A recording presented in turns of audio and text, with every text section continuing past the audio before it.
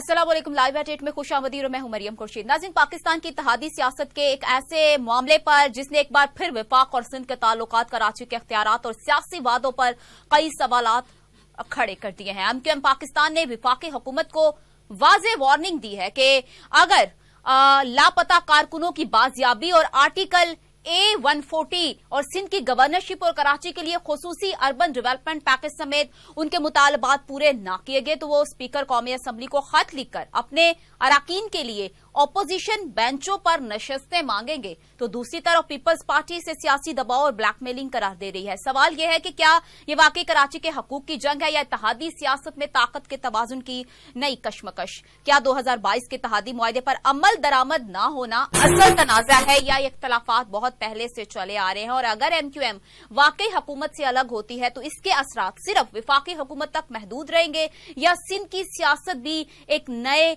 मरहले में दाखिल हो जाएगी? तो दूसरी तरफ दुनिया में जब भी किसी बड़े रहनुमा की आखिरी रसूमात होती हैं तो अक्सर तवज्जो सिर्फ इस बात पर होती है कि कितने लोग शरीक हुए, कौन सा आलमी रहनुमा आया, क्या तकारीब हुई। लेकिन मेरे ख्याल में बाज़ जनाजे सिर्फ एक शख्सियत को अलविदा कहने के लिए नहीं होते, बल्कि वो आने वाले वक्त की सियासत का रुख भी बताते हैं। आज मैं इसी जाविये से इस प्रोग्राम में बात करूंगी। मेरी नजर में आयतुल्लाह खामनाई की आखिरी रसूमात को सिर्फ एक मजहबी या कौमी तकरीब समझना शायद मुकम्मल तस्वीर नहीं होगी। इस तकरीब में दिखाई देने वाले मनाजिर, दिए जाने वाले पैगामात और दुनिया भर के रद्द अमल कई ऐसे सवालात पैदा करते हैं जिन पर बात करना जरूरी है। ईरान सिर्फ अपने रहनुमा को खिराजे अकीदत पेश कर रहा है या दुनिया को इसके साथ ये भी पैगाम दे रहा है कि क़यादत बदल गई है, लेकिन रियासत की पॉलिसी सोच में तसलसल बरकरार रहेगा?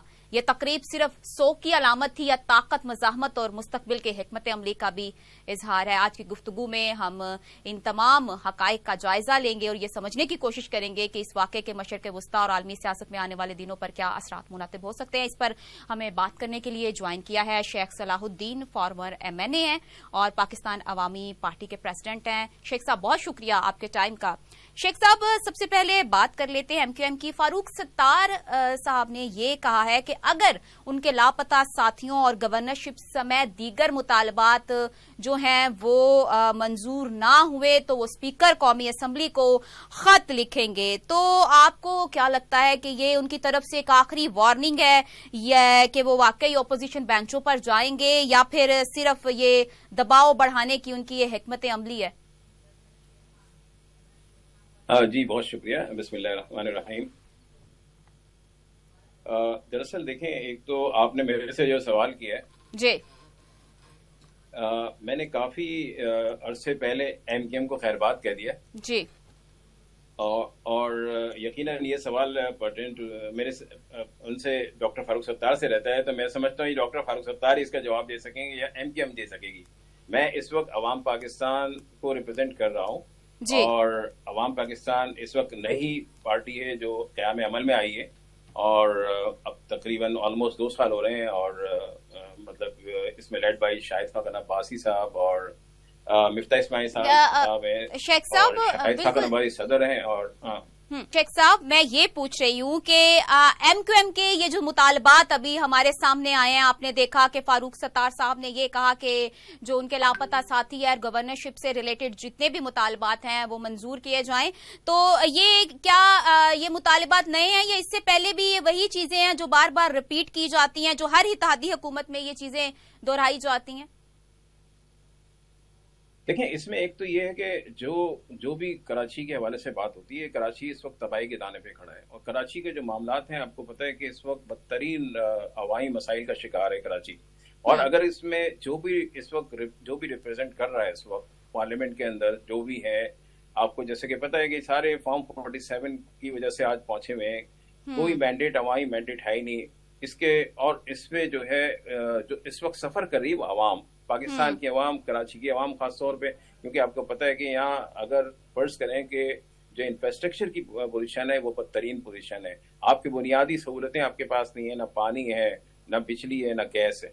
तो इसमें हम जो रह रहे हैं इतनी मुश्किलात हैं कि आपको बयान से बाहर है। फिर उसके बाद आपको पता है कि हर नए दिन एक नए टैक्सेस की वजह से एक महंगाई का अजाब लोगों पे आया हुआ है। अब इसमें अगर जो भी पार्टी इस वक्त मौजूद है अगर जिस तरह आपने बात की डॉक्टर फारूक सत्तार की या दीगर लोगों की या दीगर अब पार्टी और भी हैं, पाकिस्तान पीपल्स पार्टी भी पार्लियामेंट में मौजूद है, पाकिस्तान मुस्लिम लीग नवाज भी मौजूद है, इनका फर्ज बनता है कि जो जो जैसे भी अगर ये आए, जिस तरह से भी आए, वो सबको पता है, लेकिन कम से कम पार्लियामेंट के अंदर अगर मौजूद हैं तो उनका काम ये है कि आप अवामी मसाइल की तरफ तवज्जो दें और अवाम के मसाइल को हल करें, उनको और उनके हल के लिए उन पे तेलिस पे उनके जो है मसाइल हल की जाएं, उसके लिए कानून साजी होनी चाहिए। अब आपको पता है कि जैसे पाकिस्तान के अंदर इस वक्त पूरे पाकिस्तान की जो पोजीशन है आपके सामने है, पाकिस्तान में जो एक सियासी और माशी बहरान आया हुआ है, उसमें मुल्क इस वक्त चल नहीं रहा है। मुल्क बेसिकली इस वक्त जो है वो सरवाइव कर रहा है। उसको निकालने के लिए हम ये समझते हैं अवाम पाकिस्तान, बेसिकली देखें हमारे पास वो एक्सपर्टीज हैं और बहुत ज़्यादा तजर्बेकार लोग हैं जो कि माजी में उन्होंने एक अच्छा किरदार अदा किया है। उनके नाम पाक साफ हैं, किसी भी एलिगेशन में नाम नहीं है, किसी करप्शन में नाम नहीं है। तो हमने नई पार्टी का जो क़याम भी लेके आए हैं इसी वजह से कि अब लोगों की जो नज़रें, अवाम की जो नज़रें हैं, वो ये चाहती हैं कि इन बड़ी दो पार्टियों ने जो कुछ किया है, आपको पता है कि बारी बारी बना के मुल्क को लूटा गया है और अभी तक लूटा ही जा रहा है। तो कोई काम नहीं हो रहा अवाम के लिए। तो हमने भी कोशिश की है कि किसी तरीके से जो है हम कोशिश करके ये कर रहे हैं कि ऐसे लोगों को जमा करें कि जिनकी एक्सपर्टीज है, जो कॉम्पिटेंट हैं, जो कॉम्पिटेंसी है उनकी काम करने की। देखें आज अगर फर्ज करें कि पाकिस्तान जो है खारजा पॉलिसी में एक कामयाबी का किरदार हुआ, कामयाबी किस वजह से हासिल हुई है वो यकीनन आपको ही पता है कि इस वक्त जो है जो पाक फौज के सरबराह हैं फील्ड मार्शल आसिम मुनीर, उनका सारा किरदार है कि जिसमें उन्होंने एक मार्क हक जो है वो भी उन्होंने विन किया। उसके बाद जो है वो जंग जीतने के बाद पाक भारत की, और उसके बाद जो है एक सालिसी का किरदार अदा किया जा रहा है अमेरिका और ईरान के दरमियान। तो उनका एक किरदार है और वो सारी चीज़ें हो रही हैं। उससे पाकिस्तान को ज़रूर प्रोजेक्शन मिल रही है, लेकिन पाकिस्तान को उस प्रोजेक्शन के समरात पाकिस्तानी अवाम को नहीं मिल रहे। तो हम ये समझते हैं कि पाकिस्तान अब वक्त आ गया है कि अब एक मार्क का हक हम यहाँ पे करप्शन के खिलाफ करें, एक मार्क का हक वो करें जिसमें तालीम का निज़ाम सही हो सके, एक मार्क का हक हम सेहत के लिए भी कर लें, एक मार्क का हक जो है हम जो इंफ्रास्ट्रक्चर और मईशत के लिए हमने करना है। क्योंकि देखें लोग बहुत परेशान हैं, अवाम बहुत परेशान है। यानी कि इस वक्त जो नौजवान हैं हमारे, वो जो नौजवान है वो ऑलरेडी बहुत सारे लोग मुल्क से बाहर जा चुके हैं, लेकिन कुछ जिन लोगों के पास जो कैपेसिटी नहीं है, जिन लोगों के पास उनके वो हालात नहीं है, वरना तो ये समझ लें कि इस वक्त अगर फर्ज करेंगे देखा जाए पाकिस्तान के अंदर कि पाकिस्तान का जो ब्रेन ड्रेन हो चुका है। अब हमारे पास जो लोग बचे हैं, जो लोग हैं, कम से कम उनके रोजगार के मौके होने चाहिए। हम एक तरफ जो है पॉलिसीज बनाते हैं, अभी भी आपने देखा होगा कि जो बजट के अंदर जो मामलात हैं, जो बेनज़ीर इनकम सपोर्ट प्रोग्राम है, वो तकरीबन 840 अरब या 850 अरब तक दे दिया है उन्होंने, और सिर्फ एजुकेशन जो है हमारे पास वो 40 अरब से कम है, यानी 40 अरब से कम है। आप ये बताएं कि पाकिस्तान के अंदर क्या हम ये लोगों को बेकारी बनाना चाहते हैं? क्या इससे हम कोई इंडस्ट्रीज कायम नहीं कर सकते? बड़े बड़े यहाँ पे लोग बैठे हुए हैं, बिजनेसमैन बैठे हुए हैं, उनसे मीटिंग होनी चाहिए कि ये जो है आप जो है कम से कम इन पैसों से इंडस्ट्री कायम करें ताकि माशी तौर पर लोगों को माश मिले, बेरोजगारों को रोजगार मिले। ये कौन सा तरीका है कि जहां पर हम कराची में रहते हैं? मैं समझता हूँ कराची में जो आप अगर हालात देखेंगे तो इस तरह के हालात हैं कि लोगों ने दस्तरखान बेइंतहा जो है वो सैलानी और जेडीसी और दीगर लोगों ने वो खोले हुए हैं। तो ये मैं समझता हूँ कि इससे ज्यादा अच्छा ये है कि हम लोगों को रोजगार के मौके फराहम करें, लोगों को काम पर लगाएं, ताकि और मुल्कों की तरह हमारा मुल्क भी तरक्की करे। क्योंकि पाकिस्तान की तरक्की उस वक्त तक नहीं हो सकती जब तक कि हमारी पॉलिसीज सही नहीं होंगी।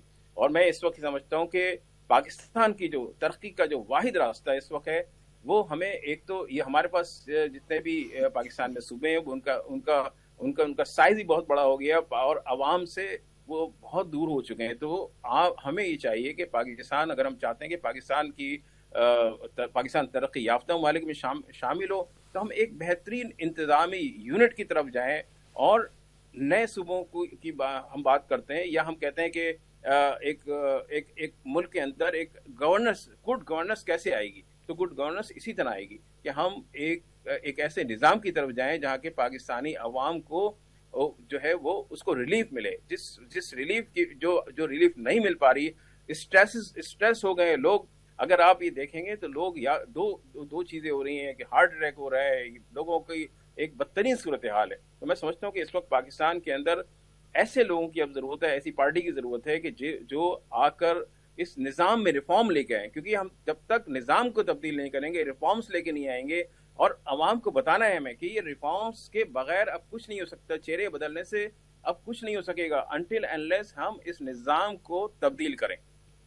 ठीक है शेख साहब, आपने जिस तरह क्रिटिसिज्म किया जो मौजूदा गवर्नमेंट है, और आपने कहा कि किस तरह ये बारियां लगा के आते हैं, और पाकिस्तान में दो बड़ी पार्टीज हैं, एक जाती है दूसरी आती है, तो मुझे ये बताएं कि जो आपकी पाकिस्तान अवाम पार्टी है उसका क्या मंशूर है? ऐसा क्या आप लोगों ने, आपका एजेंडा है जो मौजूदा गवर्नमेंट या इससे पहले जितनी भी गवर्नमेंट आ चुकी हैं उनसे आपका डिफरेंट है, और आप पाकिस्तान के लिए वो सब कर सकते हैं कि जो इससे पहले जो भी ताकत में आया उससे नहीं हो पाया? देखिए, इसमें जो हमने बेसिकली जब हमने पार्टी लॉन्च की है उसके तकरीबन 1 महीने के बाद हमने एक विजनरी पेपर जारी किया था, जिसके अंदर हम ये चाहते हैं कि पाकिस्तान में आइन की हुक्मरानी हो, आइन की बालादस्ती हो और रूल ऑफ लॉ। देखिए, ये 2 चीज़ें जब तक हम नहीं करेंगे हम कुछ भी पाकिस्तान के लिए नहीं कर सकते। पाकिस्तान आइन बहुत जो वाज़े है, हर उसके अंदर जो शिकें हैं वो वाज़े शिक्स हैं। तो अगर जब तक कि हम आइन की बालादस्ती की बात कर रहे हैं, तो हमारी पार्टी इस वक्त अवाम पाकिस्तान, इसका पहला ही नुक्ता ये है कि हम इसको जो इस वक्त जो सिस्टम हमारा बना हुआ है आइन से बालातर हो गया है। आप देखें, रातों रात कोई ना कोई ऐसी कानूनी अमेंडमेंट आ जाती है, वो अपने मामला तो जरूर सही कर रहे हैं, सीधे कर रहे हैं, लेकिन अवाम के मामला कहाँ सही हो रहे हैं। इसी तरीके से हम ये चाहते हैं कि पाकिस्तान के अंदर जब कानून की हुक्मरानी जब तक नहीं होगी, इंसाफ अगर नहीं मिलेगा, तो ये मामला कभी भी सही नहीं हो सकते। तो इसके लिए हमें एक रिफॉर्म की जरूरत है।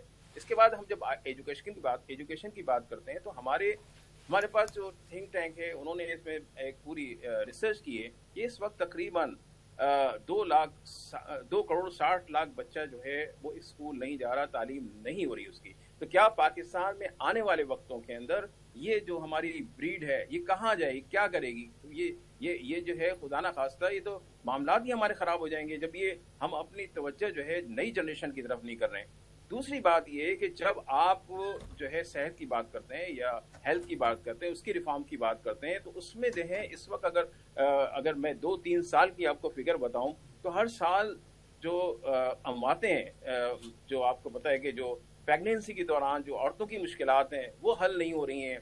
इसके अलावा ये बच्चे जो हैं, जो अभी हमारे पास हेल्थ के अंदर डॉक्टर जफर मिर्जा हैं, और उन्होंने इस पर रिसर्च किया था अभी HIV के ऊपर। तो HIV के जो अभी केसेस रिकॉर्ड हुए थे, तो उन्होंने ये पूरी रिसर्च की इसके ऊपर, तो पता ही चला कि बच्चों को जो है वो यूज सिरिंज लगाई जा रही हैं गवर्नमेंट हॉस्पिटल्स के अंदर। तो ये सारी चीजें हमने शेयर की थी गवर्नमेंट से, उन्होंने इस बात को तस्लीम किया। उसके बाद इन्होंने कई मीटिंग्स की डॉक्टर साहब से और इसको इम्प्लीमेंट करने की कोशिश कर रहे हैं। दूसरी बात ये है कि देखें, इस वक्त लोग जो है तंग हैं, और इस तंग में जो हमारे पास ड्रग्स और मंशियात बहुत आम हो गई है, उसकी भी फिगर यही है कि तकरीबन हर साल जो है, तकरीबन अगर 4-5 साल का रिकॉर्ड निकालेंगे तो हर साल 2 लाख से सवा 2 लाख, 2.5 लाख, 3 लाख लोग मर रहे हैं। तो अगर ये सूरत हाल है कि जहाँ पर लोगों की अमवात जो है मंशियात से हो रही है, और ये जो हमारा ड्रग माफिया है, जैसे कि आपने अभी पिछले दिनों बहुत सारी चीजें देखी होंगी कि अब उस वक्त एक्शन लिया जाने लगा जब 2 बड़े मिनिस्टर्स के बच्चे इन्वॉल्व हुए, यानी कि उन्होंने वो जो है ड्रग से मरे। तो अब और फिर ये जो पिंकी की जो कहानी शुरू हुई है, तो वो एक मामला एक अचानक आ गए कि भाई ये इतने बड़े पैमाने के ऊपर जो है ड्रग का कारोबार चल रहा था, जिसमें पंजाब और कराची, लाहौर और कराची में सारे मामला हो रहे थे। तो ये चीजें हमें देखने की जरूरत है। हमारे पास इस वक्त जो है देखें, पाकिस्तान में बड़ा अलमिया ये है कि एक तो हम पाकिस्तान के अंदर की सूरत हाल को नहीं देख रहे हैं। यकीनन ये एक तशवीशनाक बात है जो बलूचिस्तान के अंदर भी है, ये एक तशवीशनाक बात है जो कि इस वक्त KPK में भी चल रही है। ये हालात हमें सही करने होंगे। कश्मीर का आपको इस वक्त पता है क्या पोजीशन है, पिछले 1 माह से जो है वो कश्मीर बंद है। तो ये तमाम जो इस वक्त मसाइल आ रहे हैं पाकिस्तान के, اور کس طرح ہمیں انٹرنل معاملات کو اب وقت آ گیا ہے کہ اب انٹرنل معاملات کی طرف توجہ دی جائے، اور جو معاملات جو خراب کر رہے ہیں اس وقت، جو کرپشن ہے، اس کو دیکھنا ہے، اور ہمیں اپنے لوگوں کو کس طرح سہولت دے سکتے ہیں۔ بجٹ کے اندر آپ ہر سال دیکھتے ہیں کہ وہ کوئی نہ کوئی ایسی چیزیں ہوتی ہیں جہاں پہ آپ کی جو ضرورتی اشیاء کی چیزیں ہیں وہ بڑھ جاتی ہیں بجٹ آنے سے پہلے، اور بجٹ جب پاس ہو جاتا ہے تو اس کے بعد تو پھر یہ سمجھ ہی نہیں آتا ہے کیا ہو گیا۔ آج اگر پیٹرول کی پرائس انٹرنیشنل مارکیٹ کے اندر کم ہو گئی ہے تو کیا ہماری پیٹرول کی پرائزز اسی ریشو سے کم کی گئی ہیں یا نہیں کی گئی، بلکہ انہوں نے جو ہے صرف اور صرف لیویز وغیرہ ہٹا کے اور پیٹرول کو کم کیا گیا ہے، حالانکہ یہ آ جانا چاہیے تھا اسی سطح کے اوپر جب یہ مشرق وسطیٰ کی جنگ چھڑی تھی۔ تو میں سمجھتا ہوں کہ اس وقت ہمیں بہت سارے جو اس وقت چیلنجز کا سامنا ہے، اس چیلنجز میں پاکستان اگر پاکستان کی تمام سیاستدان، میں تو یہ کہتا ہوں اس وقت پاکستان کے تمام سیاستدان سر جوڑ کے بیٹھیں اور ایسے نظام کو متعارف کرائیں جہاں پہ اس نظام کی تبدیلی ہو۔ یہ نظام اب نہیں چل سکتا، نہ چل رہا ہے پاکستان۔ میں نے کہا نا کہ شروع میں کہ پاکستان اس وقت چل نہیں رہا ہے، یہ بلکہ سروائیو کر رہے ہیں۔ ہمیں چلانا ہے، پاکستان کو ترقی یافتہ ممالک کی دوڑ میں شامل کرنا ہے، تو اس کے لیے پھر ہمیں بہت ایفرٹس کرنی ہوں گی، اور ان لوگوں کو ہمیں لانا ہوگا جو لوگ کمپیٹنٹ ہیں، ملک چلا سکتے ہوں، ملک چلانے کی صلاحیت رکھتے ہوں۔ تو یہ میری مطلب ظاہر سی بات ہے کہ آپ کے توسط سے میں تمام جتنے بھی ہمارے کرتا دھرتا لوگ ہیں، پالیسی میکرز ہیں، میں ان سے بھی کہتا ہوں کہ ذرا اب عوام کی طرف آ جائیں، عوام کو دیکھیں۔ ٹھیک ہے، آج شیخ صاحب as a former M N A اور پاکستان عوام پارٹی کے پریزیڈنٹ ہونے کے ناطے اگر میں آپ سے یہ پوچھوں کہ اگر ایم کیو ایم واقعی حکومت سے الگ ہوتی ہے تو اس کے اثرات صرف وفاقی حکومت تک محدود رہیں گے یا سندھ کی سیاست بھی ایک نئے مرحلے میں داخل ہوگی؟ مجھے ذرا آپ کی آواز ایکو بہت ہو رہی ہے۔ اور شیخ صاحب میں سوال ریپیٹ کر دیتی ہوں، میں آپ سے یہ پوچھ رہی ہوں کہ as a former M N A اور ایک پارٹی کے پریزیڈنٹ ہونے کے ناطے اگر میں آپ سے یہ پوچھوں کہ اگر ایم کیو ایم واقعی حکومت سے الگ ہو جاتی ہے جس طرح وہ کہہ رہے ہیں تو اس کے اثرات آپ کس طرح دیکھتے ہیں؟ صرف وفاق کی حکومت تک محدود رہیں گے یا سندھ کی سیاست بھی چینج ہو جائے گی؟ دیکھیں، یہ جو ہے آپ کو یاد ہوگا کہ 2 سال قبل جب یہ ایم کیو ایم نے جب حکومت چھوڑنے کا اعادہ کیا تھا تو اس وقت مینلی کیا مسئلہ تھا؟ اس وقت یہی تو مسئلہ تھا کہ تحریک انصاف کی گورنمنٹ تھی اور وہ گورنمنٹ جو ہے وہ گر گئی۔ اچھا، اب آپ کوئی بھی اس طرح کے معاملات ہوتے ہیں جہاں پر گورنمنٹ کو آگے پیچھے کرنا ہوتا ہے تو کہیں نہ کہیں پھر ایم کیو ایم کے ووٹس کو استعمال کیا جاتا ہے۔ ہمیشہ سے یہ رہا ہے، آپ دیکھ رہے ہیں، اور جب حکومت بنانی ہوتی ہے تو وہ ایم کیو ایم کے ووٹوں سے حکومت بنائی جاتی ہے۔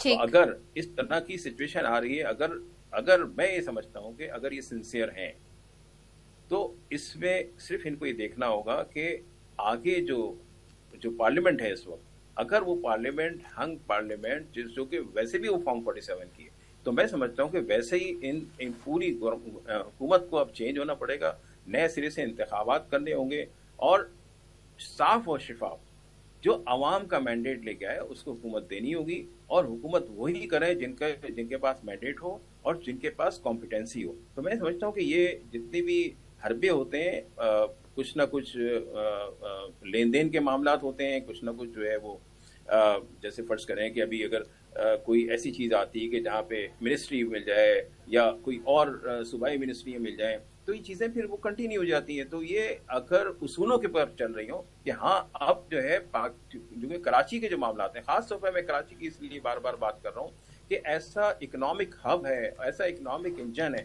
اس کے ساتھ جو زیادتی ہو رہی ہے، اگر کوئی بھی اس زیادتی کو ختم نہیں کر سکا تو میں سمجھتا ہوں کہ بڑی زیادتی ہوگی پورے ملک کے ساتھ۔ کیونکہ دیکھیں، اگر آج کراچی چلتا ہے تو پاکستان پھلتا ہے، پھولتا ہے۔ تو جب یہ ہم سمجھتے ہیں تو آج اگر یہ کراچی کی طرف توجہ ہو، معاملات صحیح ہوں، تو آپ کا پورا قرض ہی اتار سکتا ہے کراچی اکیلا۔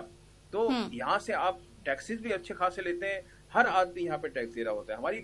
ہم یہاں پہ آپ یہ دیکھیں کہ جو ایک آدمی جو نوکری پیشہ ہے، اگر صبح نکلتا ہے اور شام کو واپس آتا ہے تو کس طرح وہ سفر کر رہا ہے کہ اگر صبح 9 بجے اس کو جانا ہے، 7 بجے نکلتا ہے، 5 بجے چھٹی ہوتی ہے، رات کو 10 بجے پہنچتا ہے گھر میں جاتے ہوئے گیس نہیں ہوتی ہے، جہاں وہ چائے نہیں پی سکتا ہے، पी सकता है और अब रात को जाके उसको खाना भी नहीं मिलता है, सोगी गैस नहीं होती है। तो ये सूरत हाल इतनी ख़राब है कि अगर कराची के मसाइल और कराची के अवाम के मामलात के ऊपर अगर कोई भी पार्टी आती है तो हम तो उसको बिल्कुल उसका साथ भी देंगे और उसको खुशामदीद भी कहेंगे कि ये पाकिस्तान का जो एक ऐसा हब है, इकोनॉमिक हब है, इसके लिए काम होना चाहिए।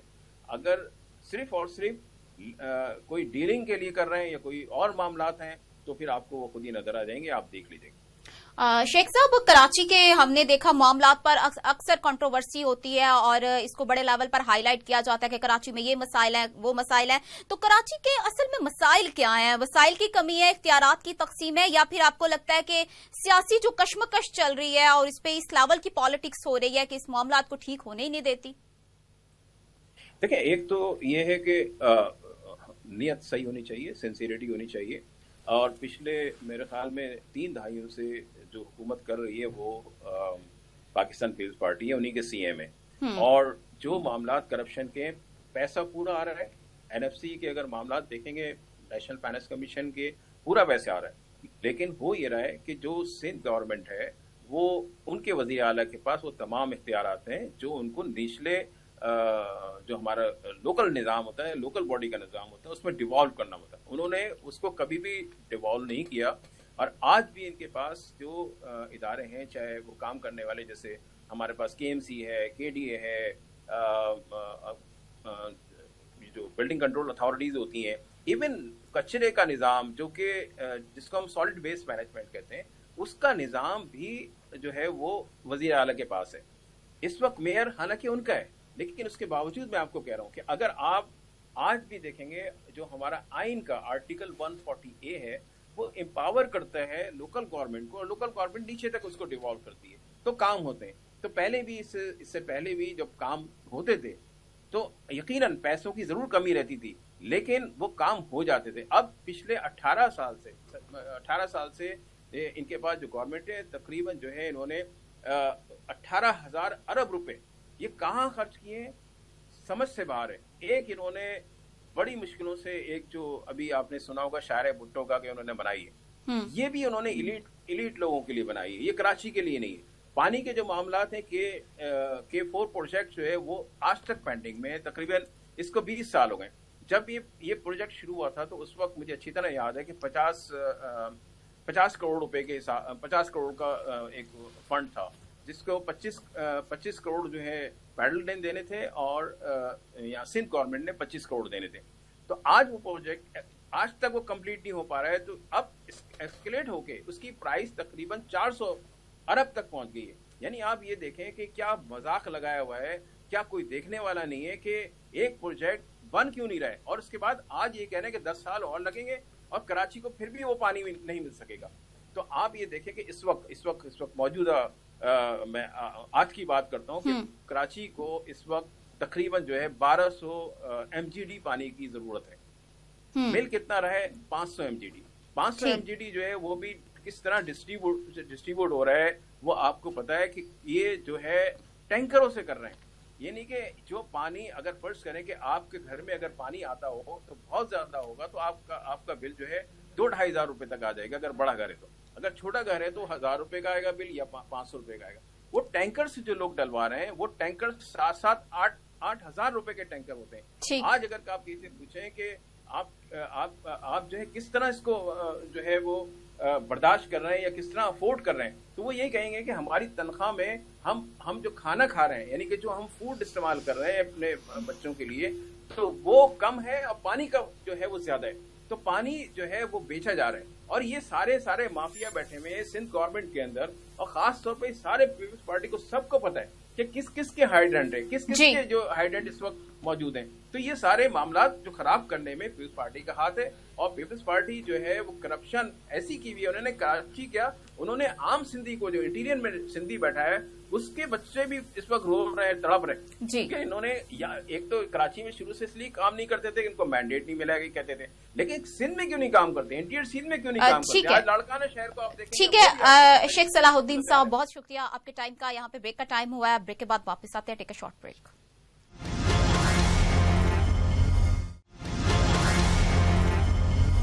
ब्रेक के बाद खुश आमदीद हमें ज्वाइन किया है काशिफ बशीर खान साहब ने, तौसियाकार हैं। काशिफ साहब बहुत शुक्रिया आपके टाइम का।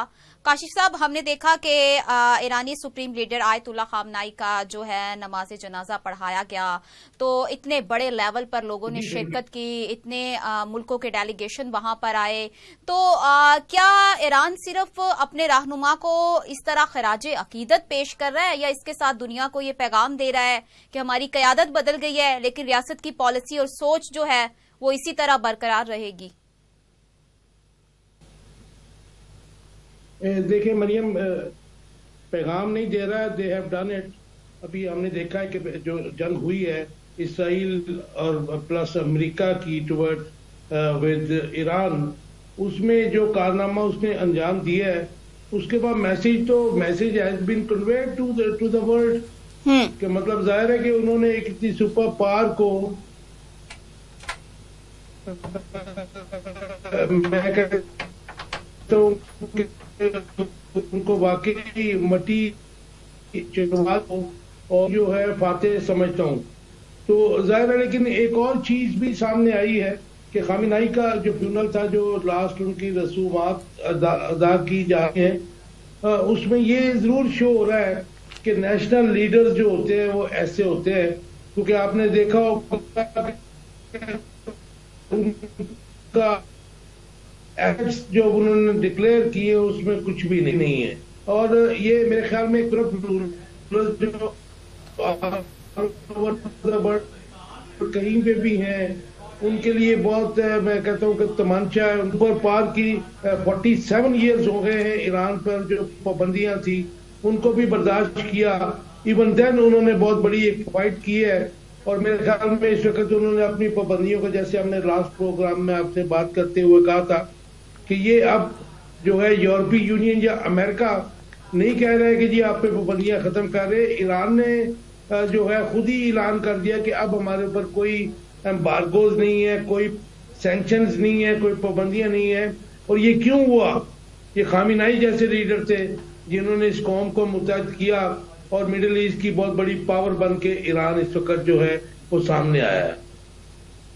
ठीक है काशिफ साहब, जिस तरह हमने देखा कि इतने बड़े लेवल पर ये फ्यूनरल हो रहा है, अगर हम इसको देखें कि ये सिर्फ एक मजहबी जनाजा है, तो सुर्ख, परचम, इंतकाम के जो नारे हैं, सियासी तकारीर इसमें क्यों नुमायां रही?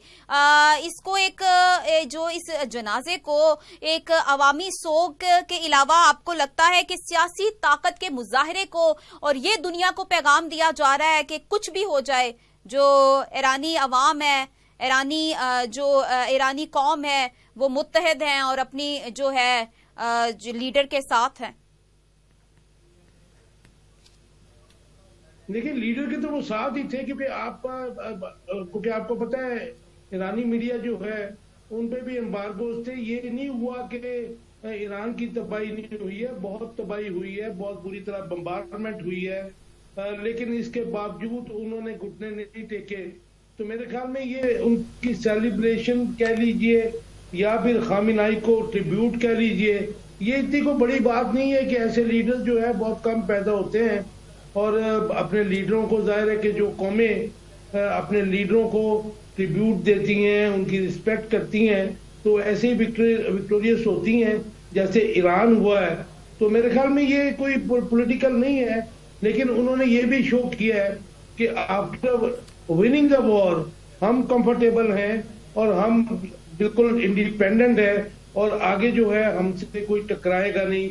और मेरे ख्याल में मैंने कल भी एक चैनल पे प्रोग्राम में कहा है कि इसके बाद पाकिस्तान की जो है वो मुश्किलात भी बढ़ती नजर आ रही हैं, क्योंकि पाकिस्तान के भी ईरान के साथ ताल्लुकात पिछले 78-79 साल में को बहुत अच्छे नहीं रहे हैं।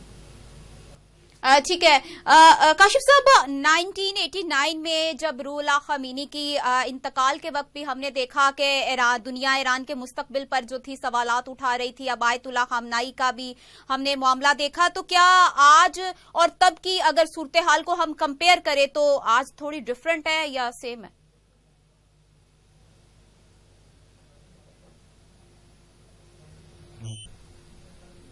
काशिफ साहब, आपको मेरी आवाज आ रही है? देखिए, दुनिया चेंज हो गई है जी।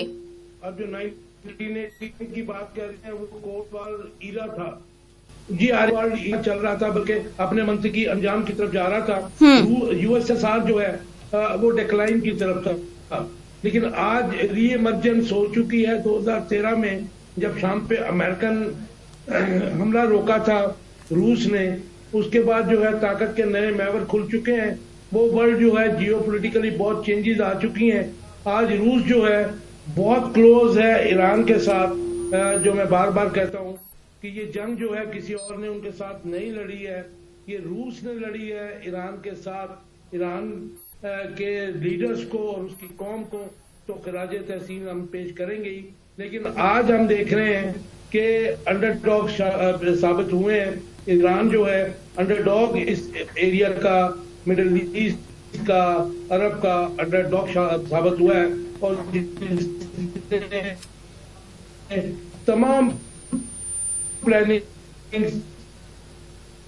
सीआईए और रजीम, ना सिर्फ रजीम चेंज जो है वो उसको उन्होंने नाकाम बनाया, बल्कि जो अमेरिका की माइट थी उसको कारी जरब लगी है। तो हालात चेंज हो चुके हैं।